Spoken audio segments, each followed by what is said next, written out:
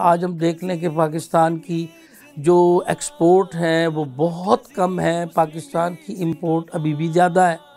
اب دیکھیں کہ جب آپ امپورٹ زیادہ کریں گے، اس پر ریشو آف انٹرسٹ زیادہ ہوگی، تو پھر آپ تو قرضے تلے دبے جائیں گے۔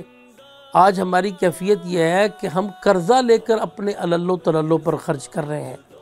ہم قرضہ لے کر خام خواہ کے بڑے لمبے چوڑے پروٹوکول اور لمبے چوڑے اخراجات ایسے کہ جو بالکل یوز لیس ہیں، جو کہ نہیں ہونے چاہیے، تو ہمیں اس چیز کا احساس ہی نہیں ہے کہ ہم پکڑ قرضہ رہے ہیں اور ہم کر کیا رہے ہیں۔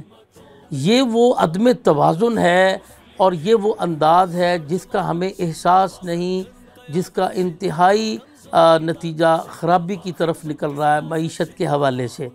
تو ہمیں اپنی جو امپورٹ ہیں وہ بہت کم رکھنی چاہیے اور ہمیں ایکسپورٹس کو زیادہ سے زیادہ بڑھانا چاہیے، اپنی پروڈکشن کو زیادہ سے زیادہ بہتر کرنا چاہیے۔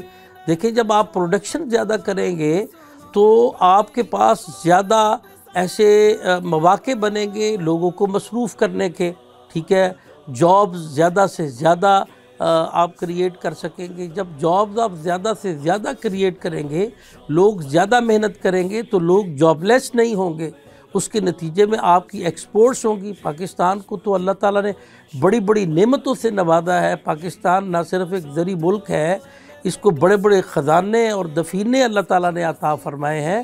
یقین کیجئے کہ پاکستان کو اللہ نے ایسا کچھ دیا ہے جو دنیا کے سارے ممالک کے پاس بھی وہ کچھ نہیں ہے۔